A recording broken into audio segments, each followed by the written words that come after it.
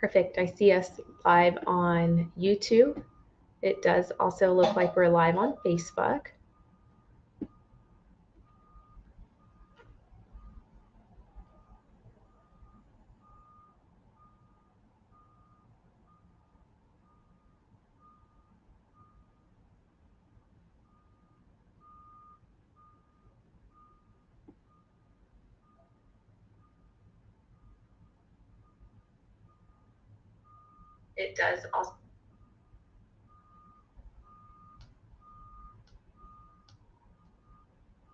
It does also look like we're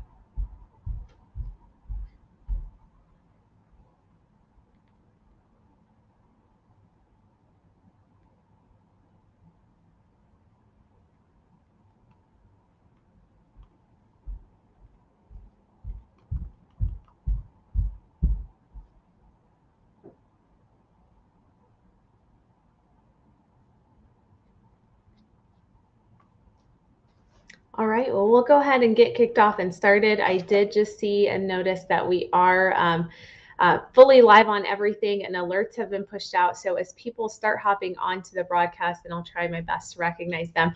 But good morning to you all. I am Juliette Abdel, President and CEO of the Westminster Chamber of Commerce, and I am excited to continue to bring to you some live broadcasts. So we've been doing these since March of 2020, and you can find all of them in the video section here on our Facebook page. You can also find it on our YouTube channel, Westminster Chamber of Commerce. Which takes me to the next item, and that is how you can engage with us on all things social. We are not only here on Facebook and YouTube, we're also on LinkedIn and Twitter and Instagram at Westy Chamber, where we're posting different content on each of our pages. It allows us to express different initiatives that are going on, resources, and opportunities for you as a resident, as a business owner, or visitor in our community to leverage those resources. So if you have not already done so, hit the like on our page. Make sure that you are following it so you can get notified in the future. If you're on our YouTube page, then make sure that you are subscribed. And what that does is let you know when a video has been live or is ready for you to rewatch and reshare out to your networks. If you are a returning viewer with us, then I want to thank you for taking the time to be a part of our broadcasts here today. Now, if you are watching this later, you can always give us a hashtag replay, which allows us to be able to see who you are, who's engaged at a later point in time, and find any of those comments or questions that you may have listed for us to circle back your way and answer. Now, today's broadcast is one that I'm very excited about because it touches on a topic that is affecting a lot of us in business, and that's around workforce. It's around really studying our market and the needs that we presently have, and even trends that are currently existing in the state of Colorado. So I have a couple of guests with us here today that I'm very excited to have with me. I have Caitlin. If you would, Caitlin, unmute yourself and kind of share who you are and your role.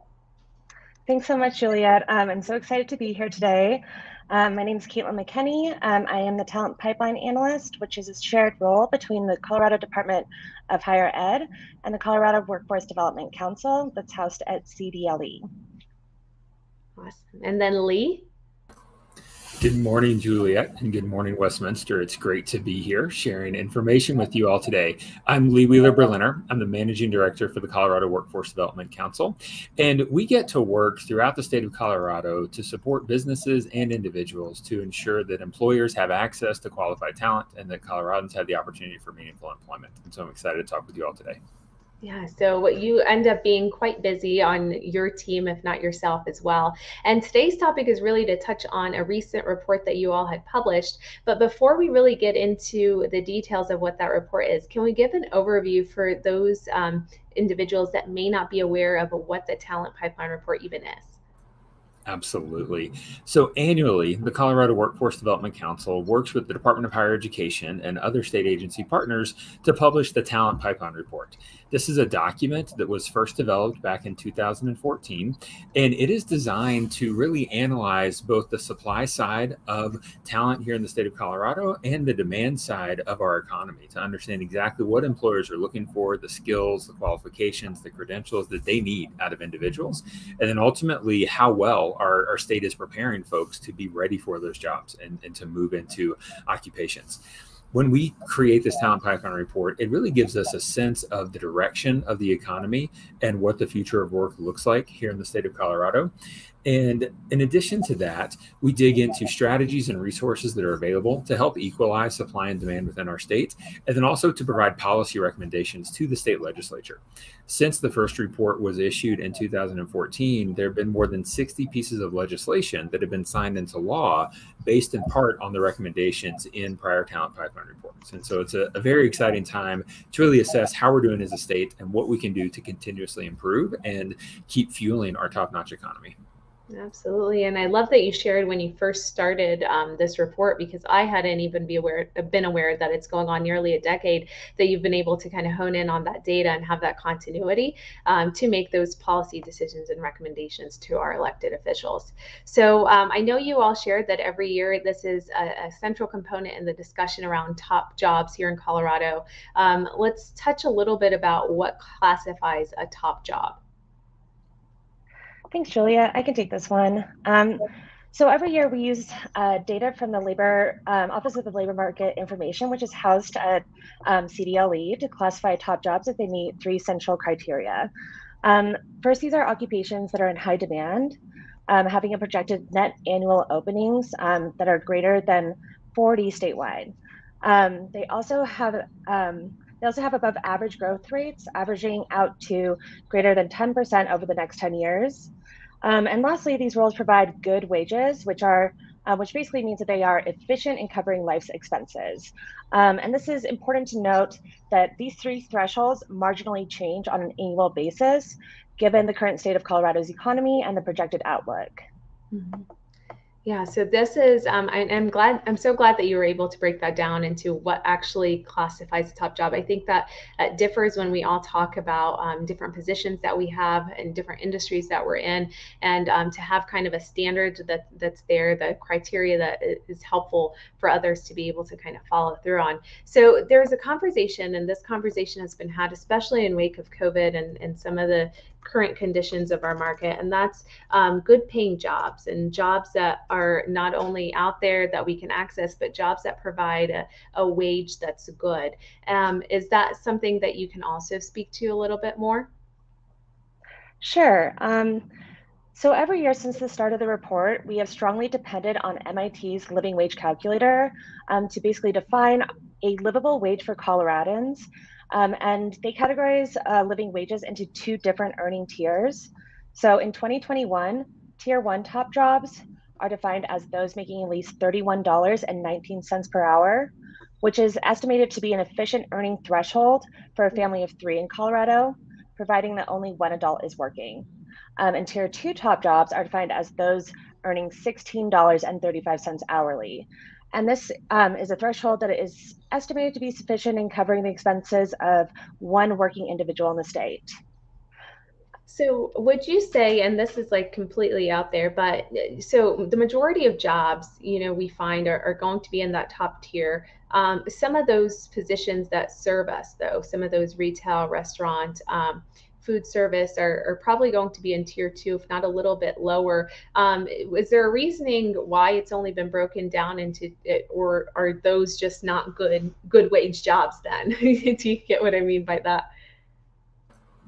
So, Juliet, every year we look at what the data tells us and do our best to kind of map that to meaningful options here in the state of Colorado. In the first talent pipeline report, we just had one threshold and we just had one living wage number. The reality is Colorado is a very diverse state. And if you look at the cost of living in the Denver metro community versus Pueblo versus Fort Morgan versus Grand Junction or Durango, you got a lot of diversity there. And so the construct of splitting out into the two tiers really gives us just a starting point to understand how we can think about this in some different ways and highlight what jobs are accessible and available. I think what's a really important tool is that we map both the tier 1 jobs and the tier 2 top jobs based off the typical education that is often asked for by employers. And so those tier 2 jobs are more heavily clustered on requiring only a high school diploma. There's not as much need for post-secondary credentials in the tier 2 top jobs. The tier 1 jobs more often require a bachelor's degree. However, part of our effort to open up the economy and to ensure that businesses can attract people to fill the roles they need is really encouraging employers and educating businesses on how to adopt a skills-based hiring approach that avoids using a degree as a proxy, but really utilizing the skills that you actually need in your jobs for your postings and for your recruitment. And by doing so, we can break through some of those educational barriers and help people move along a continuum.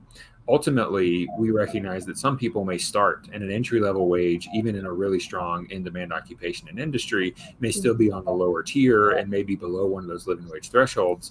And at the same time, we want to help that employer to support individuals along a career pathway to train and to upskill so they can get into higher earning tiers over time. And along the lines of what you were sharing about Colorado's kind of cost of living has continued to increase. Are we also seeing that similar trend in these jobs as well? Is the pay mimicking this cost of living increase, or are you seeing that in the study that you conducted? So yes, this year the data has shown us that, while life does cost more for Coloradans, jobs in the state are paying more.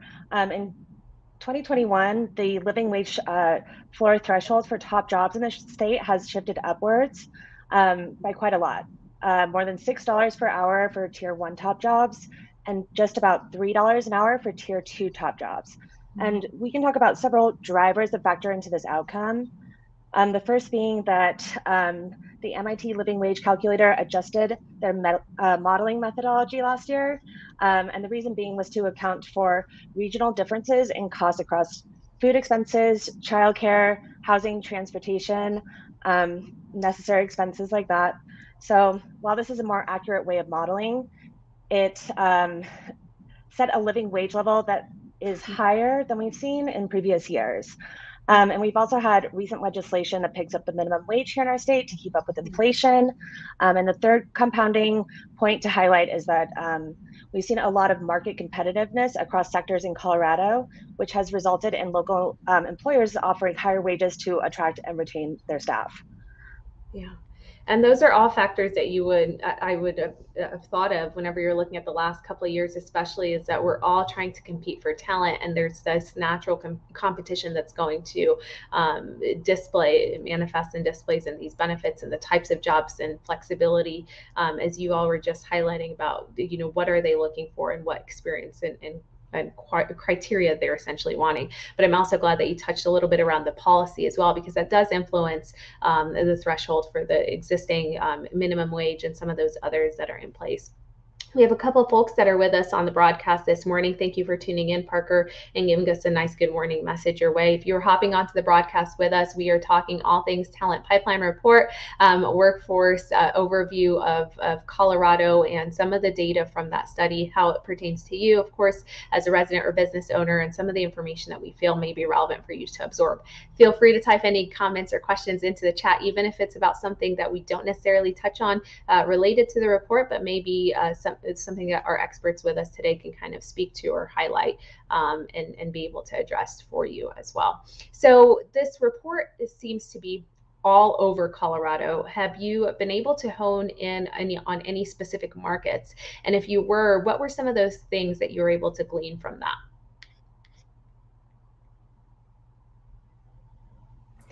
So, sorry, Gali, go ahead.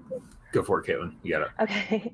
Well, so, as far as what the data has been showing us in regards to industries that are recovering the quickest and those that are lagging behind in the state, in terms of fastest payroll job recovery rates by industry sectors in Colorado, as of September, transportation, warehousing, and utilities, management of companies and enterprises, IT, and wholesale trade sectors have fully rebounded, with recovery rates surpassing their pre-pandemic levels. Retail trade, other sectors, which is generally associated with jobs falling into labor, leisure, and hospitality occupations, as well as accommodation and food services, have payroll recovery rates that continue to climb at a rapid pace, yet still have not fully recovered to their pre-pandemic levels.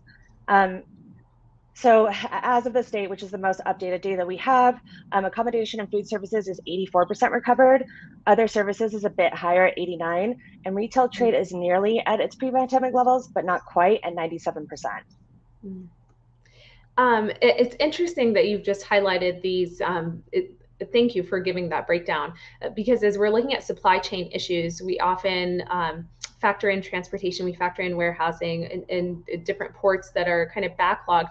But then when we look at Colorado, we're seeing that we've returned to pre-pandemic. I guess, are some of those issues then more on the national front, that there are challenges, or where is that gap that is in this supply chain that we're facing or feeling right now? If you can speak to this, I know it's kind of a random thought. You know, I think that, oh, sorry, Lee, go ahead. I was going to say that there's definitely some of those national ramifications for global supply chains and in terms of goods getting into the state. I think when we look at the industry of transportation and material moving within Colorado, we have flagged that in this report as one of the critical industries. And so we're seeing job growth and job demand. And so as the number of jobs has increased, there still may be some shortages. We still may see companies who are looking for people. The position of a heavy and tractor trailer truck driver was the most frequently posted job in 2021 in the States. There is a lot of demand for that role. There's a lot of opportunities from our public workforce system to support people to obtain a commercial driver's license and to go through the training at no cost to an individual to get trained to move into that role. We are also working actively right now with the transportation industry sector to build out career pathway maps to help people understand what the various roles are within transportation, and then help people understand how they can get in, where they can start, and where they can grow to support that industry overall. Absolutely. And since Lee, you've touched on some of those positions that are in high demand that you're seeing a lot of listings out there for, what are some additional ones that kind of came out that you can speak to, different industries that may be having a current hiring increase or job openings? Yeah, so the demand side of our economy is pretty diverse right now. The second most frequently posted job is registered nurse in 2021, followed by software developers and software quality assurance analysts and testers. Retail salesperson is number 4 in that list, and then all other computer occupations come in at number 5. And so you see that the jobs that are being sought after, we need people from a variety of training backgrounds and a variety of skill levels to move into these occupations right now. Of course. And would you, and I know I'm like peppering you guys with just kind of these random things that I keep thinking of, but did we see a drastic or even more increase in this component for RNs, for example, during COVID? I know that has been a national thing for the last decade. We've been talking about how we're going to be in a shortfall. There's not enough registered nurses that are out there already. And has this just kind of been exacerbated, or has this kind of consistently shown that there is this growth need or demand need that's there? If you were to look over the last 20 or 25 years here in the state of Colorado, registered nurse specifically is one of those positions that kind of ebbs and flows. We have a period of high demand, we make some investments, we open up more training slots, we get to a good spot, something like the pandemic happens, and then there's a huge need for demand as well. You know, I'd love to talk deeper about the healthcare workforce explicitly and some of those shortages. It is a highlight that we're seeing. There's an anticipation of 54,000 job openings in healthcare over the next several years in the state of Colorado. I want to say roughly 9,000 of those as registered nurses. And so we've definitely seen our capacity stretched because of limitations of the workforce within hospitals and healthcare systems. And you hear the anecdotal stories about about hospitals who just don't have as many beds because they're not staffed. And the rise in the use of visiting nurses, traveling nurses as well, is one of the methods that has been out there. And so it's definitely a role that we're looking to help support more people to go into, to understand that it's a great opportunity here in the state of Colorado. Oh, it sure is. I've met some personally that have just kind of bragged about that, the flexibility that it provides and their ability to kind of service so many people, not just in their immediate market, but even outside. So I'm so glad that you highlighted those. Now, there were some other unique labor force trends that were in this report or in this data that pulled. What were some of those that you were able to see over 2021? So we did see quite a bit of interesting different trends that we showcased in the report this year. One being that the employment of Coloradans with disabilities have surpassed pre-pandemic levels and have reached historic highs in recent months. With this cohort in particular's labor force participation rate totaling 36.8% in October, which is the highest since the Bureau of Labor Statistics began recording employment numbers in 2008. So this is quite a big boost, about 10.5% relative to the same time last year. And it holds a magnitude that's significantly higher than the year-over-year increase across non-disabled workforce, which only saw an uptick of about 0.5% when we compare the periods. So we also saw that equity gaps in the labor market have considerably lingered throughout last year in the state. Equity gaps across demographic groups were significant issues prior to the pandemic. But once the pandemic did set in, they've further been accelerated. And one of the biggest drops that we've seen this year have been from women's labor force participation in Colorado. So although the share of women in Colorado's labor force has been increasing since 1970, impacts that were brought on by the pandemic have essentially forced women's labor force participation rate to be lower than usual, with October 2020 seeing the lowest participation rate for women in 34 years. So, and this is particularly true for women who are identifying as Black or African American. And there's a big threshold of factors that attribute to this particular outcome, but some of the major drivers result from a large portion of this demographic pool having low-paying and or vulnerable jobs that were impacted by the pandemic, as well as many compacting factors that also impact this issue, associated with childcare and wage gaps across genders. So, as we highlight these data findings and showcase them in the report, it's very crucial to us that we make sure that our policy recommendations stemming from these are equally supporting all of Colorado's populations in the best way possible. So there are a number of things that you highlighted in this kind of unique category that I wanted to kind of unpack, if that's okay. We touched slightly on equity, and you also referenced that the equity gaps in the labor market have remained through last year. Can you expand on this and help someone understand what that exactly looked like?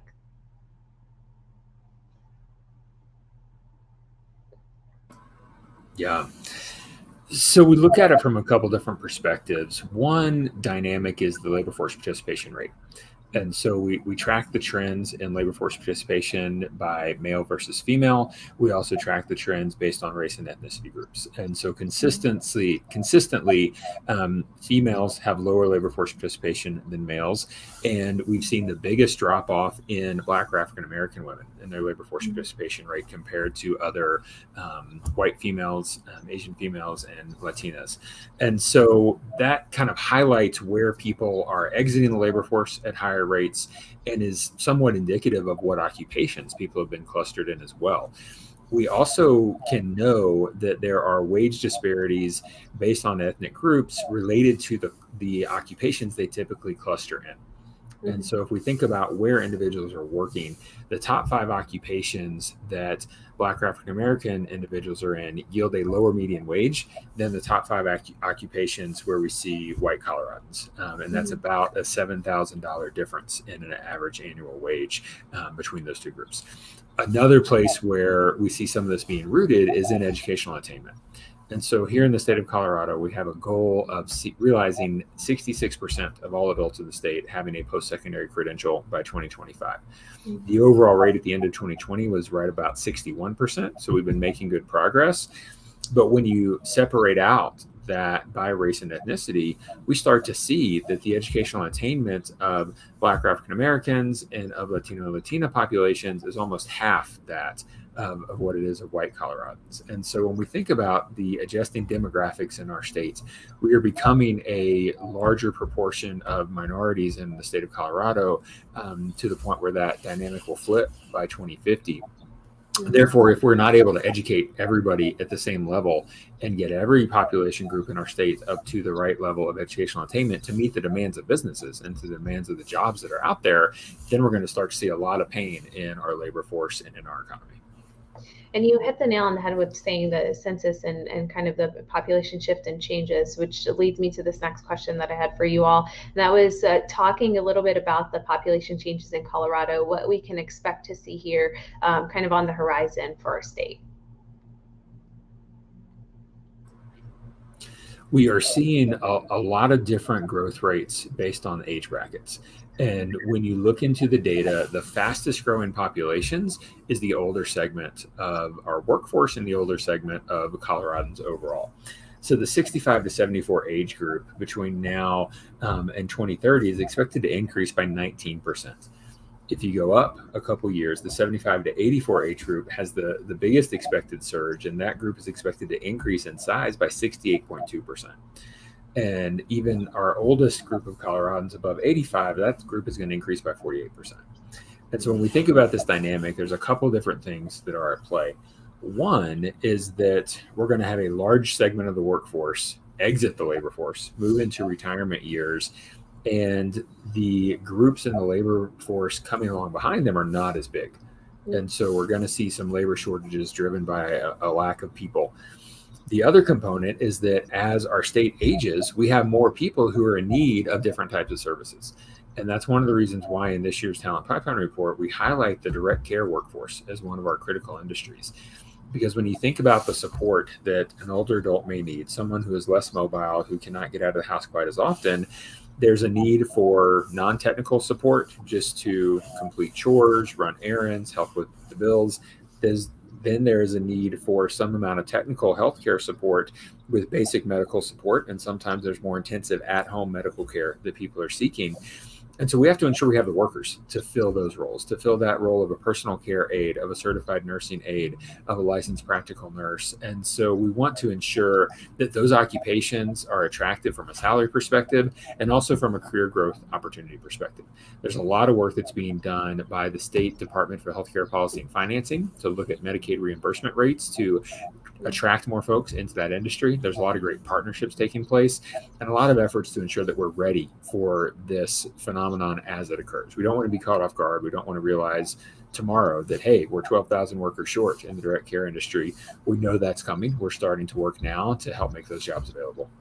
Sure, and it's not really that surprising to see the older population is the one that's seeing such a surge or an increase. I mean, Colorado is such a beautiful state. To imagine that people eventually want to try and retire here or make their kind of the last phase before they check out of things, be in the Colorado market. So I'm glad you spoke and highlighted that significant change. What we've done is also include this webpage, and that is actually to the Talent Pipeline Report and the information around that into the chat section for you all. We've posted the actual report on our website and have had it run as soon as it was released and included in our newsletters and everything. But we wanted to reference that website for anyone that may not be aware of what it was that we were actually talking about and wanted to take a chance in a second to actually reflect on this after the broadcast. Now, I've been able to secure our guests with us for another week, mainly because this is a lot of information and we try and break it down into digestible chunks for you. So this is more of an overview about the report. We'll try and come back in more of a deeper dive in another week, actually. So we'll be here on Friday, the 11th at 11 a.m. With our guests to be able to answer more questions and do more of a deeper dive on everything. But Lee or Caitlin, was there anything else I did not ask you or last thoughts that you wanted to share out before we close out this broadcast? All right. Just thank you, Juliet.